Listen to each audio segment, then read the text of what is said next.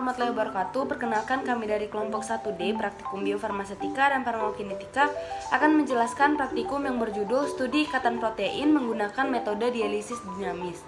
Nah, tujuan dari praktikum ini yang pertama agar mampu mempelajari pengaruh dari ikatan protein pada difusi obat dengan metode dialisis dinamis, mengetahui mekanisme dari metode dialisis dinamis, dan yang terakhir mampu mempelajari dan mengerti apa itu ikatan protein yang terjadi pada percobaan dengan metode dialisis dinamis.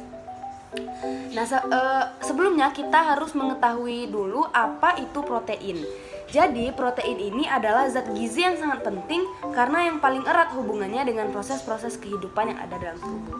Nah, nama protein ini berasal dari bahasa Yunani atau Greek GREK, pretus, yang berarti yang pertama atau yang terpenting. Jadi, seorang ahli kimia Belanda yang bernama Mulder mengisolasi susunan tubuh yang mengandung nitrogen dan menamakannya protein. Nah, selanjutnya protein ini terbentuk dari unsur-unsur organik yang hampir sama dengan karbohidrat dan lemak, yaitu terdiri dari ikatan karbon C, hidrogen H, dan oksigen atau O. Nah, akan tetapi ditambah dengan unsur yang lain seperti nitrogen atau N. Jadi, ikatan antara obat dengan protein ini dapat menyebabkan persaingan antara protein dengan reseptor untuk berikatan dengan suatu obat. Sebagai akibatnya, tidak seluruh obat bisa mencari tempat dan mendapatkan tempat aksi terhadap obat. Ikatan protein ini menggunakan tahap-tahap farmakokinetik yang meliputi distribusi metabolisme, eliminasi obat-obatan.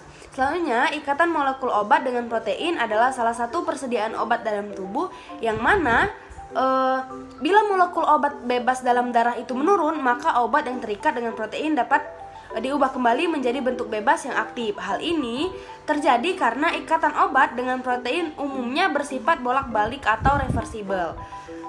Untuk obat-obat yang hanya obat-obat yang bebas saja yang dapat mencapai tempat aksi obat untuk berikatan dengan reseptor, sehingga menimbulkan efek farmakologis atau efek terapi dari obat yang bersangkutan.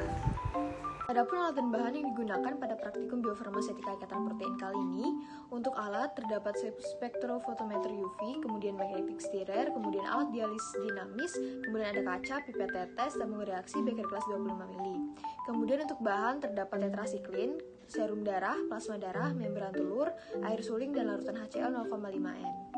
Selanjutnya untuk cara kerja, pertama untuk pembuatan kurva kalibrasi tetrasiklin, itu pembuatan larutan stok standar atau stok standar dari tetrasiklin itu dibuat dari tetrasiklin 100 mg yang dilarutkan ke dalam 100 ml Aquades. Kemudian diambil 10 ml larutan dan diencerkan menjadi 100 ml larutan.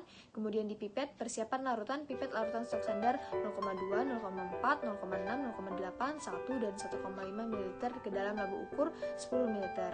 Kemudian diatur volume untuk mendapatkan konsentrasi berkisar 2-15. Kemudian dilakukan pengukuran absorbansi larutan standar, dilakukan pada panjang gelombang 360 nanomikro menggunakan spektrometer UV-Vis. Kemudian diukur absorbansi air sebagai blanko dan dibuat plot grafik absorbansi terhadap konsentrasi dan tentukan slope dan interceptnya. Kemudian untuk persiapan membran kulit telur, pertama membran kulit telur diikat pada salah satu ujung silinder kaca terbuka sebagai kompartemen protein. Kemudian digunakan beker gelas 25 ml sebagai kompartemen non-protein atau aseptor dan isi dengan 20 ml air suling. Selanjutnya untuk persiapan membran kulit telur tadi diikat pada salah satu ujung kaca tadi, kemudian digunakan beker gelas 25 ml sebagai kompartemen non-protein dan isi dengan 20 ml air suling. Dibuat atau ditempatkan obat 2 ml ke dalam tabung dan celupkan ke dalam beker gelas. Jaga larutan obat secara tepat di mana terdapat air pada kompartemen luar dan atau posisi tetap berdiri. Kemudian diaduk dan diaduk menggunakan magnetic stirrer pada kompartemen non-protein dan dijaga 35 kurang lebih 2 derajat Celcius. Kemudian diulangi ukur absorbansi larutan tetrasiklin. Kemudian diulangi lagi percobaan di atas dengan menggunakan 1 ml plasma darah manusia dan larutan obat. Kemudian selanjutnya untuk kompartemen protein ini ditentukan persentase obat yang terlepas dengan periode waktu yang sama. Kemudian dibuat plot grafik antara persen pelepasan obat kumulatif terhadap dengan waktu. Praktikum kali ini bertujuan mengetahui pengaruh antara ikatan kimia pada protein dalam proses difusi obat dengan menggunakan metode dialisis dinamis sebagai proses perpindahan molekul zat terlarut dari suatu campuran yang terjadi akibat difusi pada membran semi-permeabel. Ikatan protein diketahui dapat mempengaruhi efek serta durasi dari obat. Bagi yang terikat pada protein plasma tidak dapat berdifusi dan biasanya tidak mengalami biotransformasi dan eliminasi. Hal ini menunjukkan bahwa obat dalam bentuk bebas atau tidak terikat pada protein dapat mencapai sasaran sehingga dapat menimbulkan efek terapeutik. Ikatan protein plasma biasanya bersifat reversibel. Hal ini menunjukkan bahwa obat dapat kembali bebas dengan protein plasma.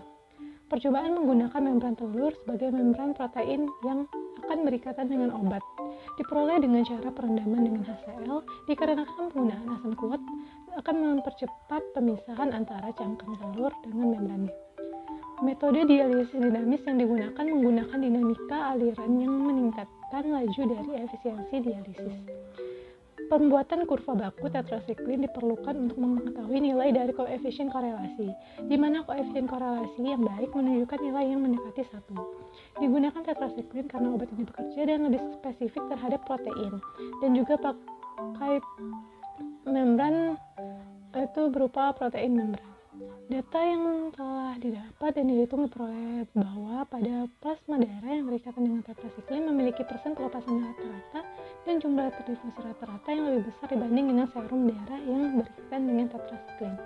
Hal ini dikarenakan pada plasma darah terdapat adanya faktor pembekuan darah yang menyebabkan proses absorbansi dapat terpisah dengan baik dan jumlah terdistribusi serta persen pelepasannya juga lebih besar dibandingkan dengan serum darah. Kesimpulan pada praktikum kali ini yaitu pertama, dialisis dinamis menggunakan dinamika aliran untuk meningkatkan laju dan efisiensi dialisis. Mengedarkan sampel atau dialisis menimbulkan kemungkinan gradien konsentrasi meningkat secara signifikan sehingga mengurangi waktu dialisis. Lalu yang kedua, ikatan obat dengan protein yang berada di dalam tubuh mempengaruhi aksi obat dengan berbagai cara, yakni protein dapat memfasilitasi distribusi obat di dalam tubuh. Lalu yang ketiga, ikatan obat umumnya melibatkan ikatannya yang lemah seperti ikatan hidrogen, ikatan ionik, atau ikatan van der Waals, dan proses tersebut bersifat reversibel. Lalu yang keempat itu metode dialisis dinamik didasarkan pada laju hilangnya obat dari sel dialisis yang sebanding dengan konsentrasi obat yang tidak terikat. Lalu yang terakhir, tetrasiklin berperan untuk menghambat sintetis protein pada bakteri dengan cara berikatan dengan protein.